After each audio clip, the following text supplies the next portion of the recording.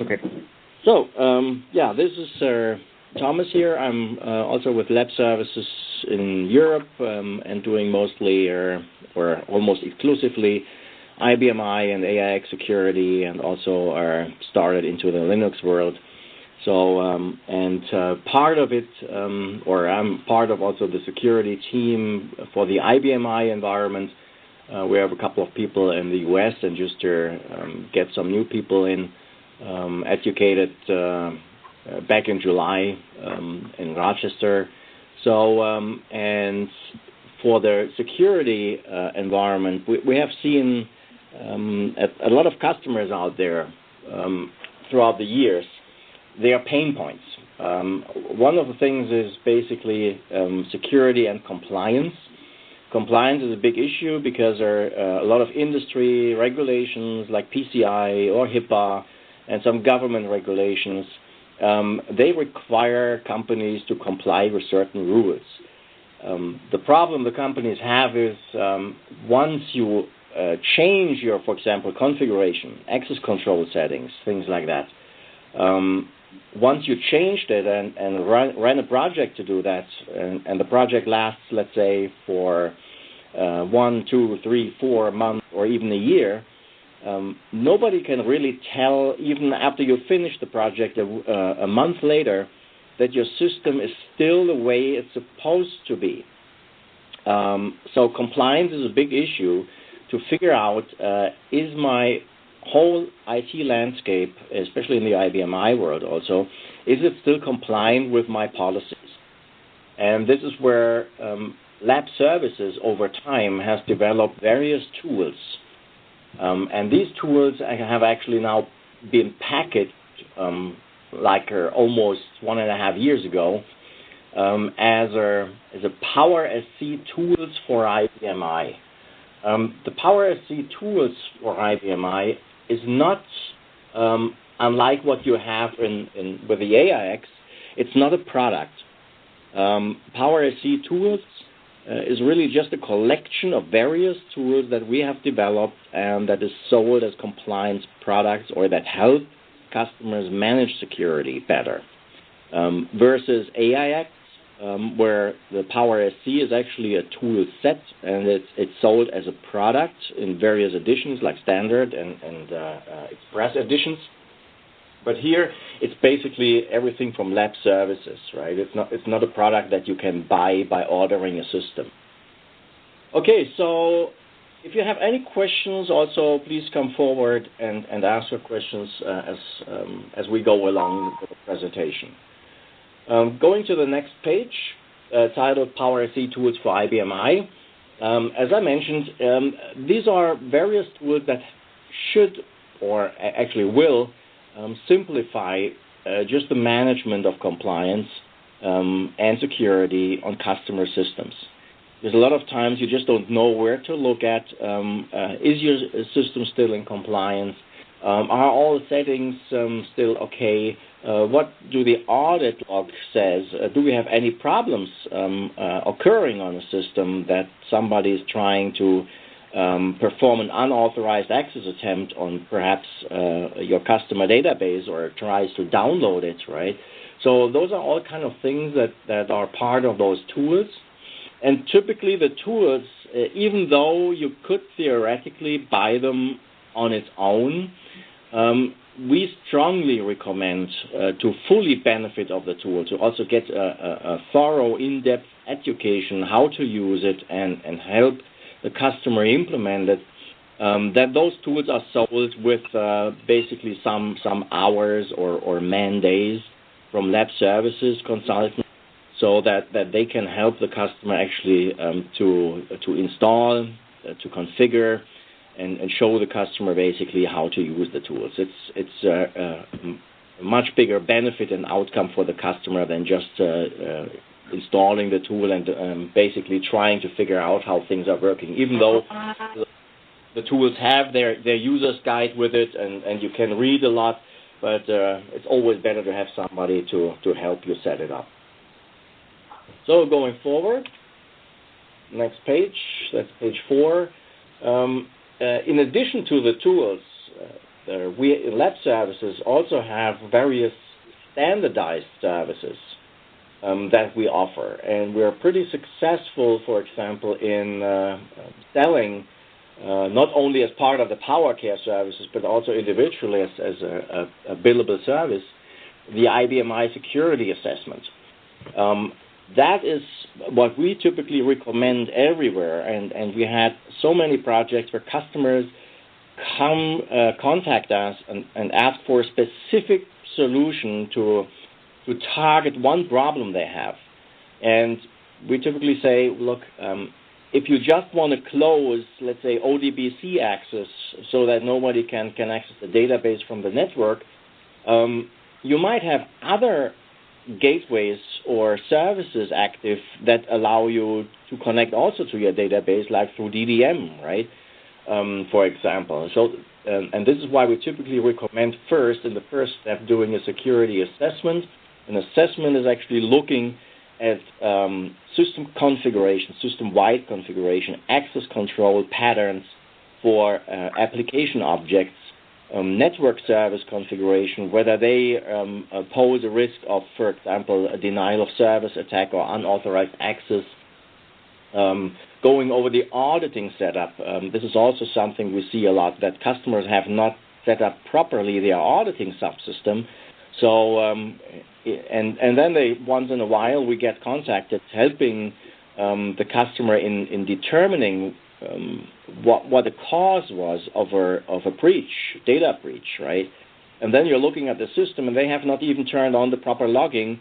So we are pretty far, or pretty fast, actually, at the end of our analysis, because we don't have any data to look at if they don't turn on logging.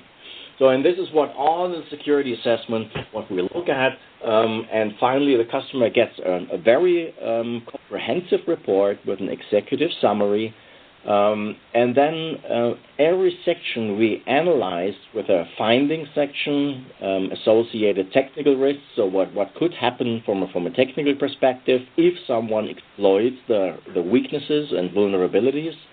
And then also recommendations, of course, for the customer, what he has to do or should do to mitigate or even eliminate those vulnerabilities.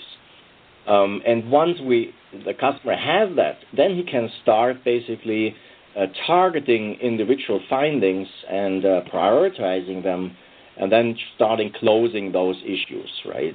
That is the first thing. And we're selling that pretty often, right, to customers as an entry point. Other implementation services that we offer is also single sign-on implementation. This is something very successful. A lot of customers were hesitant in the past to use single sign-on because they didn't know exactly what it is, how it works. But once you present something about it, it basically uses like a Kerberos authentication along with enterprise identity mapping, which allows the customer employee to just log in once to their Windows network in the morning and then just start any kind of IBMi application, and they will never be prompted for user and password again. Login is done automatically, not with a password anymore, but with a Kerberos network authentication ticket. And this is what we offer as also implementation service for that, or even helping customers remediating security issues, basically with best practices, helping them setting up access control concepts, user access control concepts, fixing problems, authority problems on the system. Whatever the customer has, we can basically help them in the security world to fix it. And also for encryption, this is one of the things you might hear along when customers have to or process credit card information on a system. They have to adhere to the payment card industry digital security standard, PCI DSS. And part of it is also to properly protect the primary account holder information, like credit card number, expiration date, account holder name, and so forth.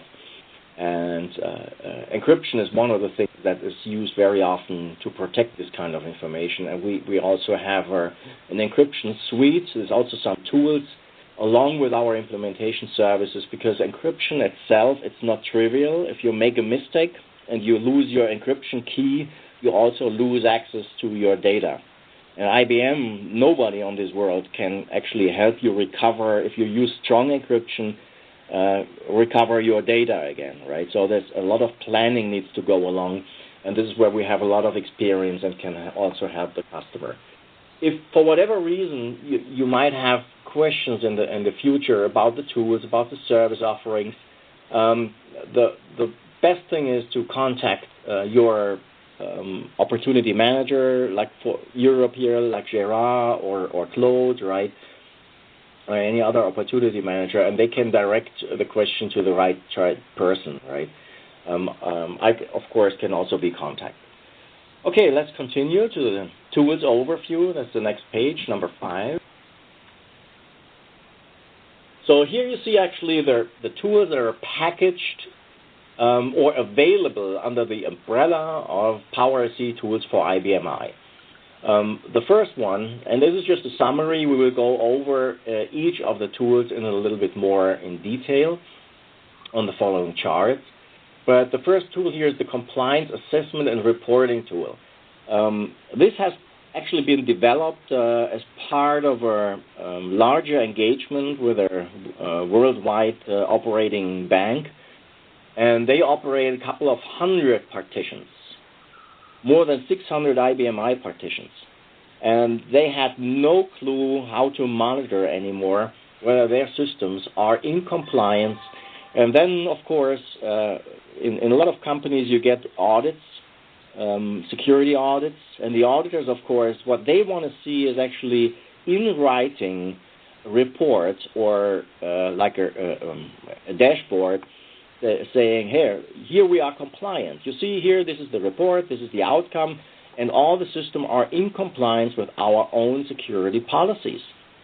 And if you have to manage a few systems, it is almost impossible to do that manually. You have to have some tools. And here, this one is actually visually demonstrating the compliance or out of compliance state of systems.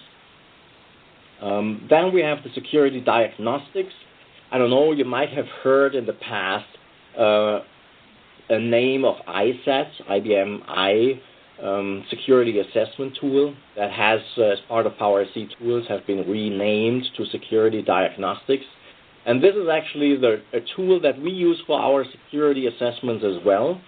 It is a tool that collects all kind of security-related configuration information, whether it's permission settings, network service settings, PTFs, license programs, user profile settings, group profile settings, authorization lists, everything around security that is somehow related to security we collect with that tool, and also generate reports and store everything in files. Because a lot of system-supplied commands that might exist, that can extract some of the information, they just generate spool files.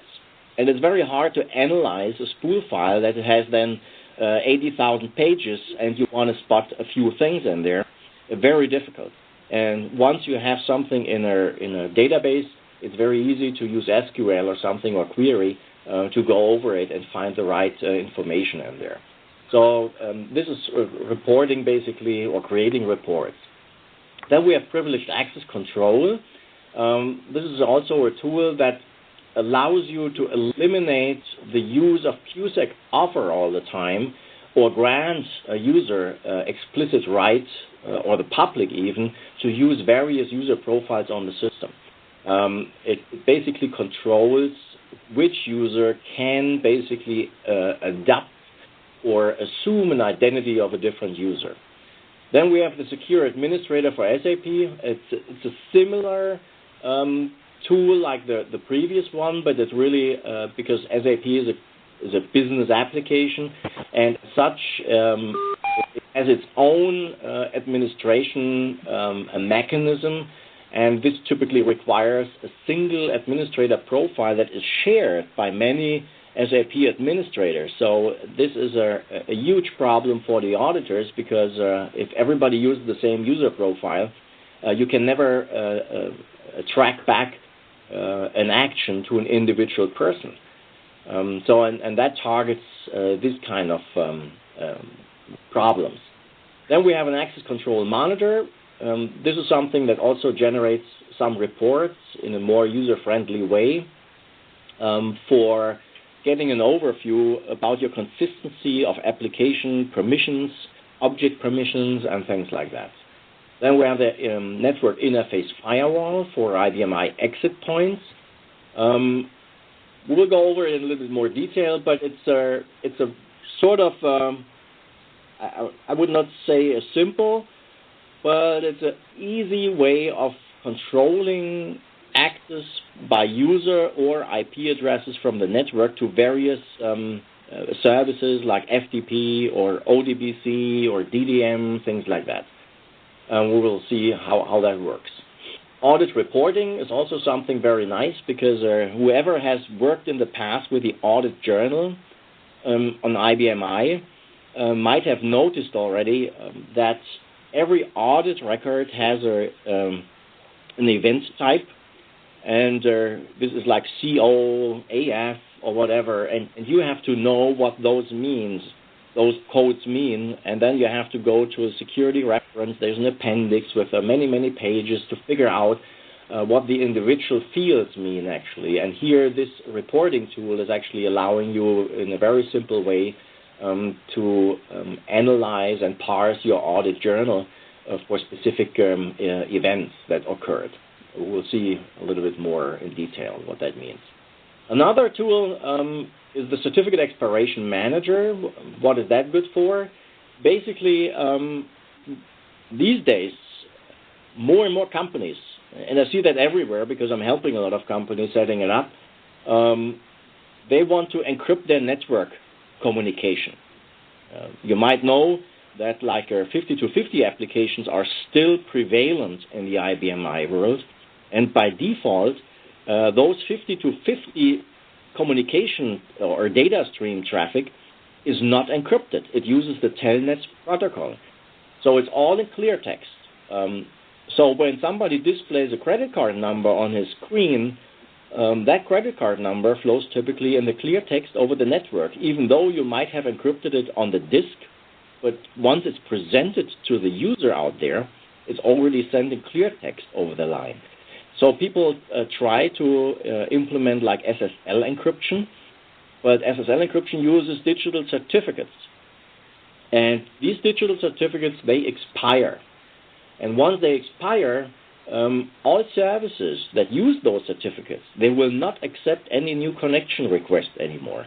We had that in the past with a couple of customers. They just configured it and forgot about the expiring certificates.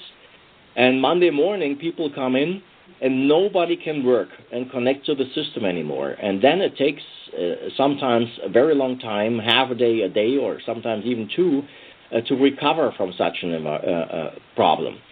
And that is a huge outage for the customer. And this one here is actually monitoring actively all your certificates and inform you well ahead of time about upcoming expiration. And then you have enough time to actually renew your certificates. Then password validation. This is also something. In a lot of shops, they have now more strict password rules and composition policies.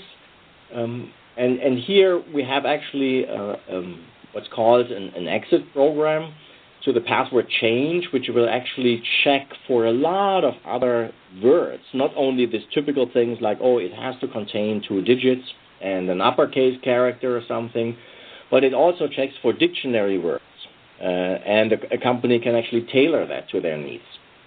We will see also a little bit more about that. Single sign-on suite. I don't say a lot about that here because there's much more to tell afterwards. It is various tools that we wrote over time that can help you manage a single sign-on environment. And the encryption suite, that's the last one. This is actually a set of tools and programs and service routines that simplify basically the encryption of data that you might implement in your application or the customer implements in the application.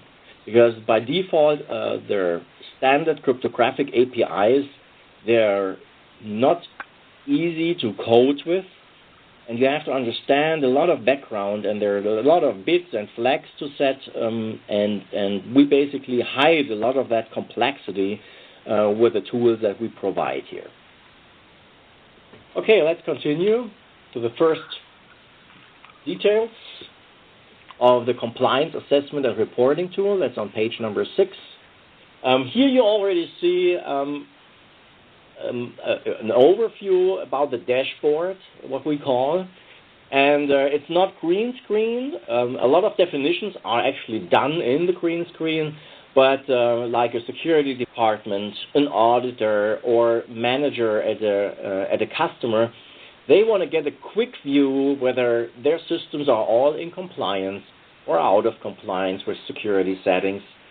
And as you can see here, it's like you can drill down by a region if you have systems deployed like in Asia, in Europe, or Americas, or by data center, if you have multiple data centers, right, by country and so forth, by purpose, like SAP systems or web servers, things like that, right? And what we use here is actually, we developed that or co-developed that tool as part of the IBMi security team, but also the database team in Rochester, because here we're using in the background web query to get all the numbers and the data back, and then present it in graphs and other things here. And you can have you can also drill down basically to the individual results. As you might see here, there is a system CTC test at the bottom. It has a problem, and when you further drill down, it's hard to see perhaps here on the screen, but you will see what the problems are, the problem areas. And that is actually very nice to immediately see where is my problem area, and then you can inform an administrator and say, here, particular for this problem, please check that system and correct the problem so that we get a green state again. So continuing to the next page, you will see basically that compliance assessment and reporting tool. It covers really everything about like password management. If you have password rules and you do have passwords that do not comply with the password rules, perhaps a system administrator has changed the password that does not comply with the password rules, because an administrator can always overwrite, except in version 7.2, there is an option where you can also enforce an administrator to use a password that complies with the rules. If that's not done, we will actually detect that and report that profile administration, if you have like public authorities on profiles, that it shouldn't be there, or special authorities are too high and things like that. So there are various areas we look at, and the customer sees whether in various areas he is compliant with the policies or not. And the policies are defined on the green screen itself. There's some menus where you define everything. But the key is here for the auditing team, if they come in, they immediately see this here, and there's over 900 different security settings that can be checked, and they have then threshold values. And you can say if it's below that threshold, everything is green. If you're in that range for a value, actually that's yellow. That's already an alert. And if it turns red, this is something that is a very high risk, and you should act immediately, right? So it's working with colors. It's always nice for management, and that is very well received. And we sold that tool already a couple of times. Okay, let's go to the next one, the security diagnostics. As you see here, it's actually a green screen-based tool. All those tools that you have seen, or most of them, they come also with a license key. Just to remind that it's not easy just to configure and install the tools, and even if the customer has bought the tool, there are license agreements, and he has to actually buy the tool to install it on various systems. It's licensed by serial number mostly. And security diagnostics is one of them. And as you can see here, it's just we create over 70 different reports and feed the database so that you can even query things, and that's what we typically do. If I want to see, for example, as you can see on the screenshot here, all profiles where they have not signed on within the last 90 days, so you might want to get a report of that. This is one of them, right? It's over 70 reports. What's actually very nice is also for like a net server. You can have also reports about the configuration, about your shares, about access control, about the object integrity on the system. So there are many, many different reports on the system. And then you just go over it with an SQL and say, please just give me all enabled profiles, perhaps, that have not signed on. And that is a big problem you can easily analyze here. One of the problems is you see at a lot of customers, they have perhaps 20-30% of all the users are just enabled, basically can be used, and the rest is disabled and has not been used sometimes for years, 5, 6, 8 years. So every user that exists on a system, for example, and is not being used is always a potential risk, a potential target for an attack. So people need to do also some housekeeping, and some of the reports help them easily to spot when a profile was used the last time, whether it holds or owns any object and things like that. So basically that they can also delete unused profiles and things like that. They see also, they get reports, can easily go through to see how is my application permission structure. Do I have a problem with perhaps the database has too excessive permissions granted to users out there? They might be able, from the network out there, bypassing the application to modify data in the database. So that should be prevented under all circumstances, right? And those are in-depth analysis tools and reports that will help the customer to go deeper in the analysis. And that sometimes is sold along with a compliance automation or compliance tool that you have seen before. Once you drill down something, you want to figure out what is the problem, how I can best target that problem. And then you can actually create the necessary reports. And also for auditors, if they want to see specific reports of users who have a certain authority to or certain access to specific database files, it's very easy to create those reports with this tool here. Okay, going to the next tool, that's page number 9, privileged access control. And as I mentioned before, on IBMi, you have typically, in a lot of environments we go to, there are many, many profiles that have the equivalence of QSEC offer authority, which is, of course, the security administrator or the master profile.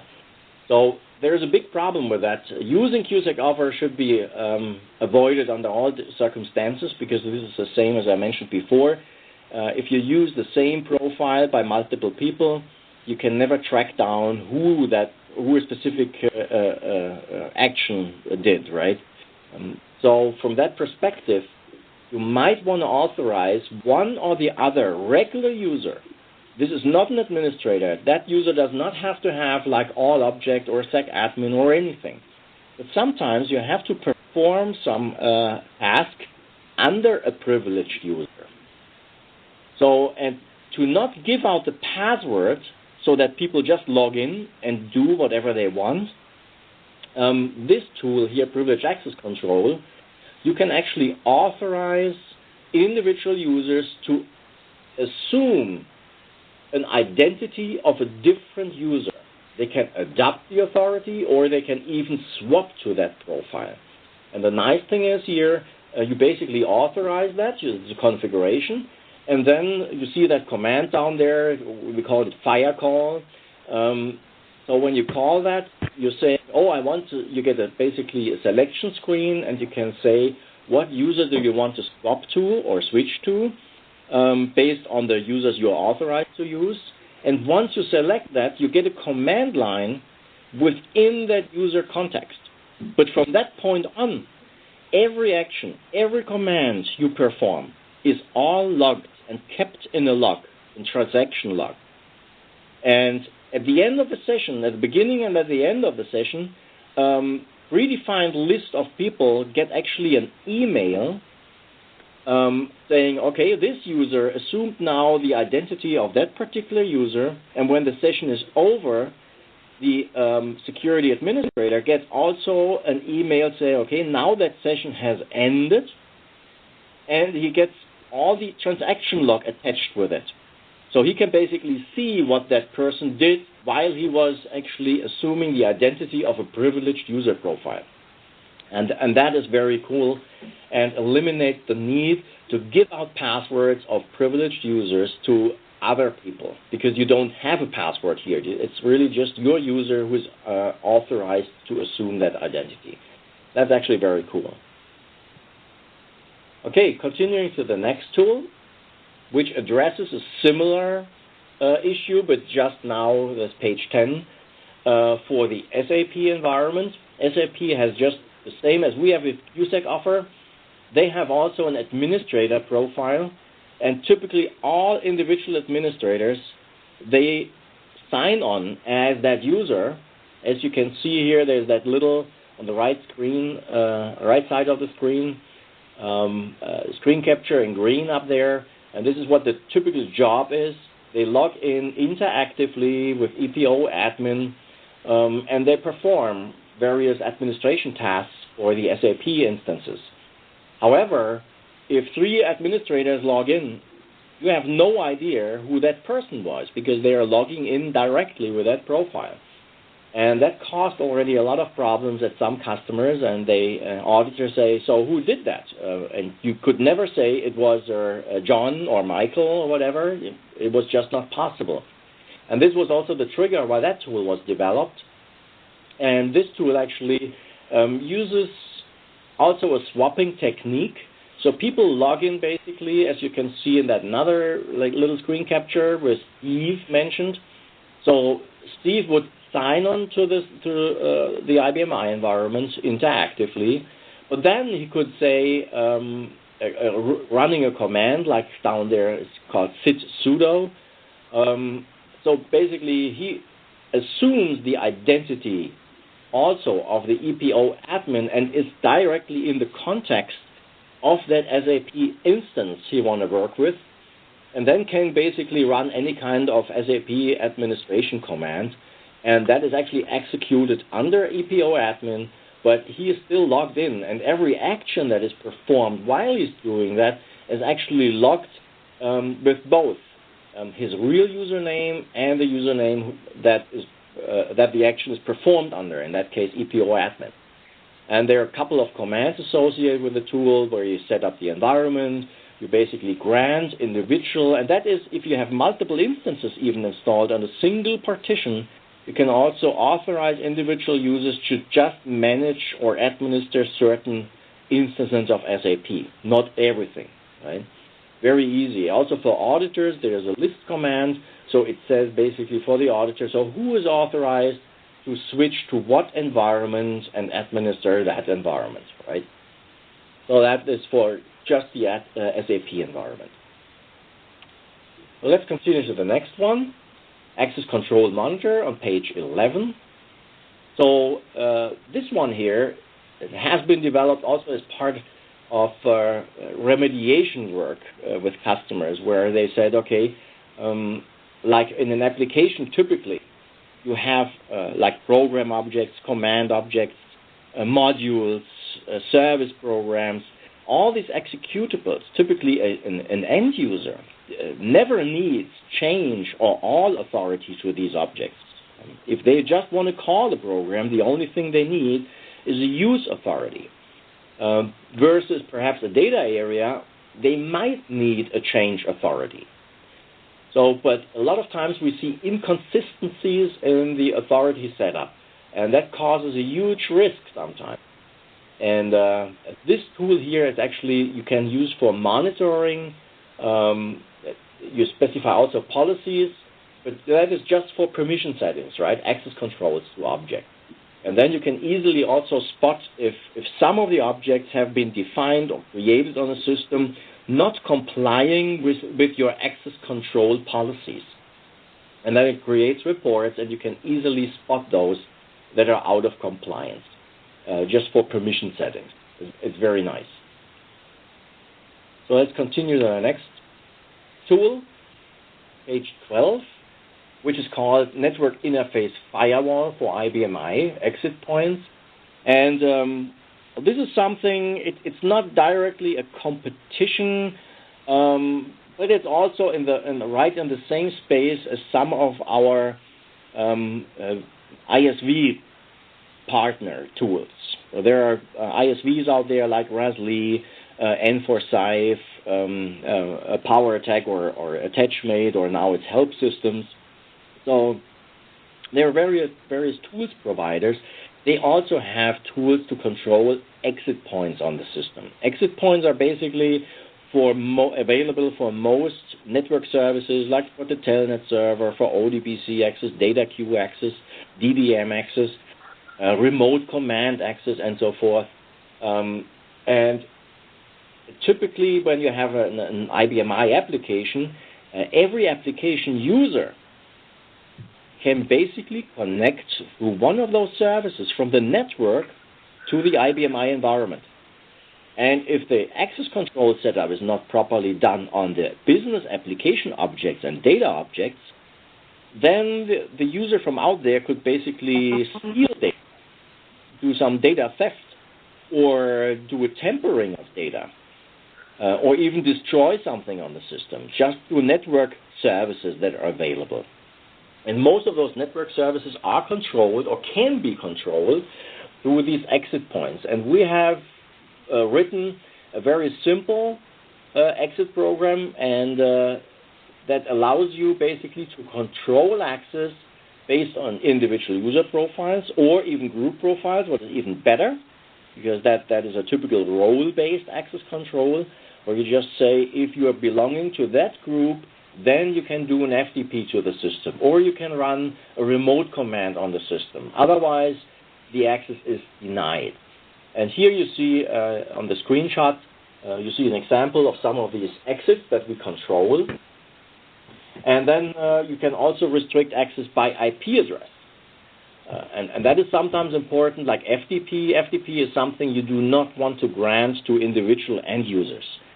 But sometimes you want to use a different mechanism to access or doing a file transfer, like SCP or SFTP. In that case, you still have an old system that is still doing FTP the old-fashioned way, unencrypted, and you want to limit that to only one server that is still there who just cannot do a file transfer in a different fashion. So you just say, okay, that user from that IP address is still allowed to do an FTP, right? So you can restrict all those kind of things, and that's very neat. And a lot of things that's actually very nice, it also has a logging capability. That means you can run that just in monitor mode. You don't have to activate the blocking feature. You can say, and this is something that a lot of customers are also interested in, we want to see actually who did what over FTP or ODBC. What SQL commands did they run? So, and here we have then also that logging capability, and these logging capabilities, they actually write all log entries in the system audit journal, which is a tamper-proof journal, and which is good for auditors as well, because after something has been written to the audit journal, it cannot be modified by anybody. It's just not possible. And here we're sending everything as journal entries in there, and every journal entry has also an individual event type. So if you want to basically parse and analyze certain actions, it's very easy to say, give me all the false or failed attempts here, or just the commands that have been run over remote commands. So it's very easy to do that, right, the analysis. And that is what that tool is also used for. Very handy. And it is and is with most of our tools, and you will see that when you contacted the opportunity managers, if you have an interest in a tool, our tools are priced very competitively. They are not expensive whatsoever. If you really have a competitor, an ISV tool to do something like that, you're ending up sometimes easily at 5 digits, right? Like 20, 30,000 you have to pay to get licenses for your environment, right? They also license it based on processor groups and things like that. Our tools are typically on a system basis or enterprise license, and they're really, we're talking sometimes just a couple of $100, right? So it's very, very, very competitively priced. Okay, let's continue to the next tool, the audit reporting tool. As I mentioned, so the audit journal, which is a key security feature, and is also one of the requirements in every security standard that says you have to set up proper auditing and log at least like unauthorized login attempts, successful login attempts, unauthorized access attempts to objects and things like that. And the audit journal is our central mechanism in the IBMi operating system to log everything, all these events that you configure into a journal, which, as I mentioned already, is tamper-proof. It has a lot of information in there, but it's not easy to analyze. This is also why there's also ISV tools out there that generate reports over it, because it's very complex. Every individual entry type, like we see here in that screenshot, you see like type CA, authority changes, or like object ownership changes, right? There are many flags and fields in such a record, and if you just do a plain text analysis, you have to know when there is sometimes just a Y or an N, or there is a 1 or an X. What does that mean? So the analysis is not easy at all. And you sometimes don't know how many entries do I have. Is this something to worry about, like unauthorized login attempts, right? Invalid login attempts. Perhaps somebody just mistyped the password. You get an entry. It's not something you have to worry about. But if you suddenly get within an hour 10,000 attempts, you know somebody's trying to break in and hack the system. So those are the kind of things you have to worry about. But it's not easy to analyze this. And the tool that we have provided here, you see in that screen capture, you basically tailor the security events in there you are interested in. And then you see already the number of events within the specified selection time frame that occurred. And then you say, authority changes, 1,590, that's unusual. I thought we're in a stable application environment. This should not happen. Let's drill down, and you can then go and you can print the entries, or you display entries and go down and see what happened actually in there. Invalid passwords, as I mentioned. 2 would not be anything to worry about, but if it's more, you want to look into it. Those are the kind of things it's easy to analyze, and it's also not an expensive tool, right? And you can even schedule the creation of specific reports, which is also very nice. If auditing requires, hey, look, you have to create every day a report about all unauthorized access attempts, or about all user profile changes, right? Whether it's created, changed, deleted, or something, we want to see a report about that. So you can automatically schedule that, and it creates it for you. You can automatically have it delivered to a specific output queue, and then it just sits there, and you do whatever the policy says with it, right? It's very easy. Okay, let's continue to the next one. The Certificate Expiration Manager. I previously mentioned that when you enable network encryption for Telnet or the host servers like iSeries Access, right, or for a web server, whenever you use SSL or TLS, the newer standard of protocol, all those services that require that the server side has a digital certificate assigned to it. And typically those certificates are issued for a validity period of 1 year or sometimes a maximum of 2 years. And they can be issued by a corporate certificate authority, or you can even buy it from a well-known, like VeriSign, right, a certificate authority. So, but once they expire, that is the problem with everything, right? People install it, and if they have a certificate, let's say, for 2 years, they forget about it because everything runs. And then one morning, people come in because, of course, they expire typically in the middle of the night. So in the morning, people come, want to connect to their business application or to their website, and suddenly no connection possible. Then you start debugging on the system and find out, oops, my certificate has expired. So the renewal process, if you have a well-known issued certificate, for example, it can last even 2 days. You have to submit a new certificate signing request. You get that certificate signed. You have basically paste that into a website of the CA. You have to contact them. They verify various things, and finally you get the signed certificate back. While that is all in place, it's impossible sometimes to change thousands of clients to use now a non-encrypted session. Instead, you're losing connectivity for a very long time. And I've seen that not only once, but at least 3-4 times a year where that happens at customers. And this tool here, the Certificate Expiration Manager, it's a little Java tool that I wrote, and that you configure basically. You can install it on an IBMi, for example, and then it checks also locally all the certificates, even individual certificate stores or the ones that are used by default for base IBMi network services for SSL. It goes in there and you specify, please tell me how many or what certificates are going to expire within the next 30 days. And you will get a log file, of course, but also it will send you an email. And the email then has in there basically the server that is affected, which service is it, what certificate is going to expire, when does it expire, right?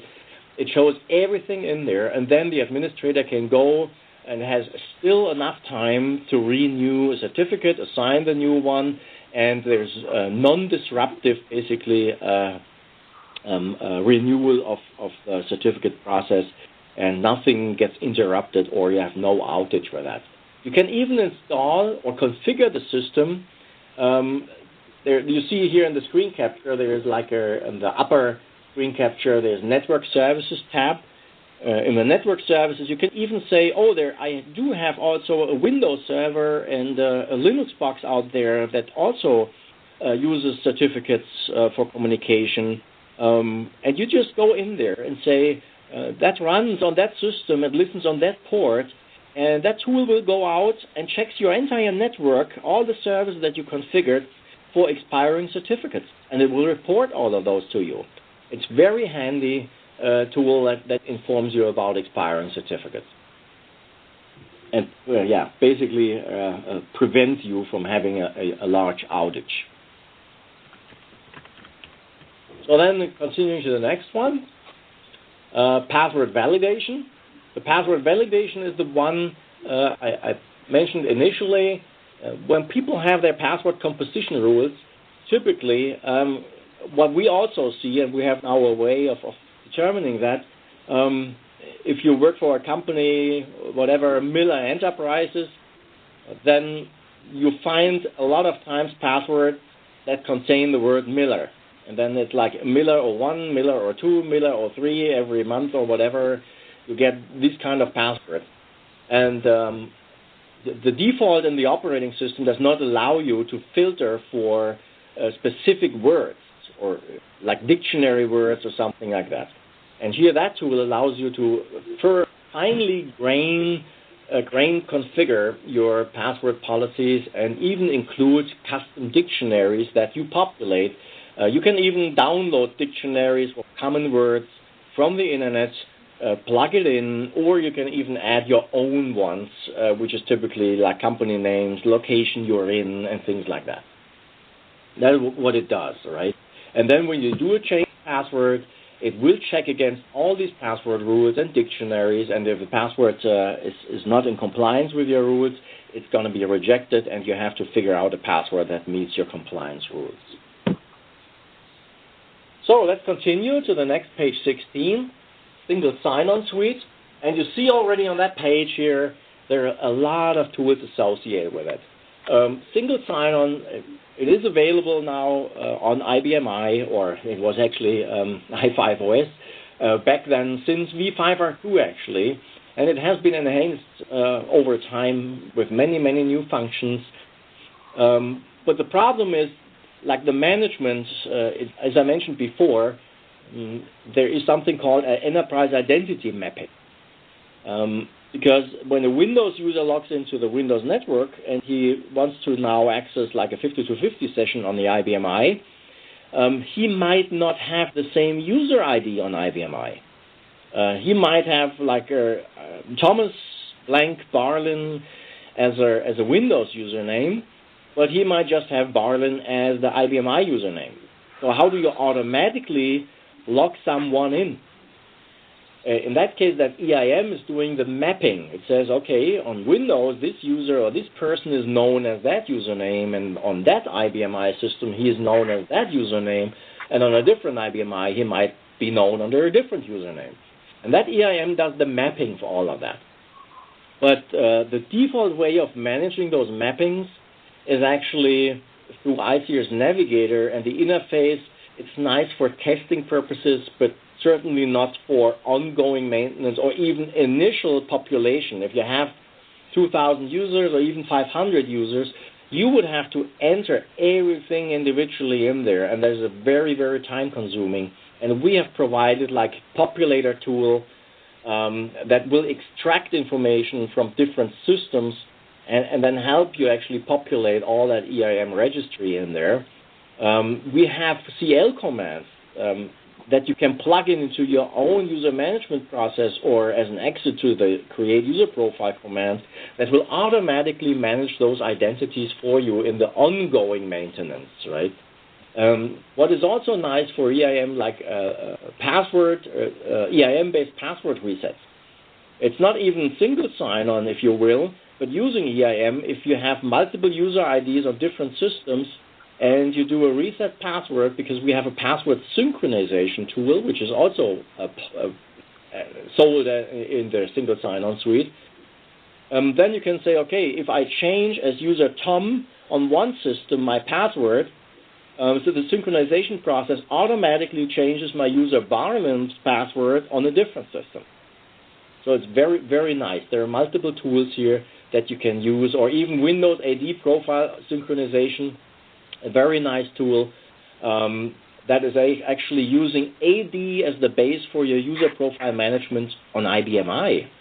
So you can say, okay, if I'm suddenly getting a member of a specific Windows AD group with my Windows user profile, the tool says, oh, when you're a member of that group, you will get access to that IBMi partition, and we will automatically create the necessary user profile for you, and we create the EIM mapping for you. So that's all done transparently based on your group memberships in AD. So some customers are very happy with these tools as well. Okay, let's go to the next page, the encryption suite. And the encryption suite is like the last tool here in the PowerSC toolset. It has certain types of commands, APIs, and service programs that can use, on one hand, the cryptographic services APIs under the covers as a service provider. Those are APIs that can do encryption, key management, hashing, and so forth. But they're all software-based. That means the main processor does all the work, the cryptographic work. In addition, you can also configure different service providers like the cryptographic code processor. In that case, it's an additional adapter, And that adapter has a specific, is actually certified to high security standards, FIPS 140-3. So it can perform and offload cryptographic work from the main CPU, and can even store cryptographic keys in there, in the coprocessor, which is kept secure in there. And this is what you can select. And then basically a lot of things like what we see here, initialization vectors in that screen here, hashing values, key versions. There are many, many attributes and parameters on those APIs, and the encryption suite hides a lot of those parameters because they're typically standard parameters, but you have to know what you're actually doing, what you want to do. If you select this encryption algorithm, you have to do all different kind of other parameters, and the tool is actually, the tool set is doing everything for you, right? It simplifies encryption implementation drastically, and that's what it's really good at. Okay. That was the last chart here. Is there any questions? Now I'm at the end.